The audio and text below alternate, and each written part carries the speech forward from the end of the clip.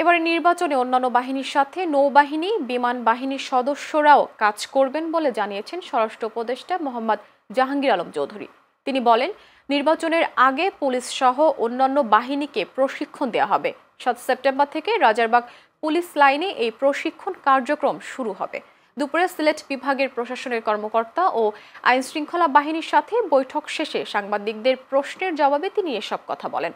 স্বরাষ্ট্র উপদেষ্টা বলেন, নির্বাচনে আনসারের ভূমিকা সবচেয়ে বেশি, তাই কেন্দ্রগুলোতে বাড়ানো হবে আনসার সদস্য।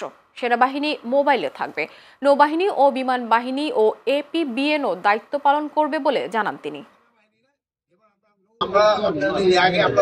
আমরা কিন্তু নতুন পুলিশ নিয়োগ করছি এবং আমাদের যারা নতুন পুলিশ অনেক এর আগে ৪,০০০ উপরে যারা ট্রেনিং করে বের হয়েছে এবং একটা বেশ এখনো ট্রেনিং করছে এবং আরেকটা বেশ খুব তাড়াতাড়ি প্রশিক্ষণে তারা যাবে। তাছাড়াও আমরা অন্যান্য যে আমাদের বাহিনীগুলি রয়েছে এই জন্য ইলেকশনের জন্য তাদের একটা আমরা প্রশিক্ষণ দিচ্ছি এবং শুধু পুলিশ না, অন্যান্য সব বাহিনীর প্রশিক্ষণের ব্যবস্থা করা হচ্ছে ইলেকশনের আগে।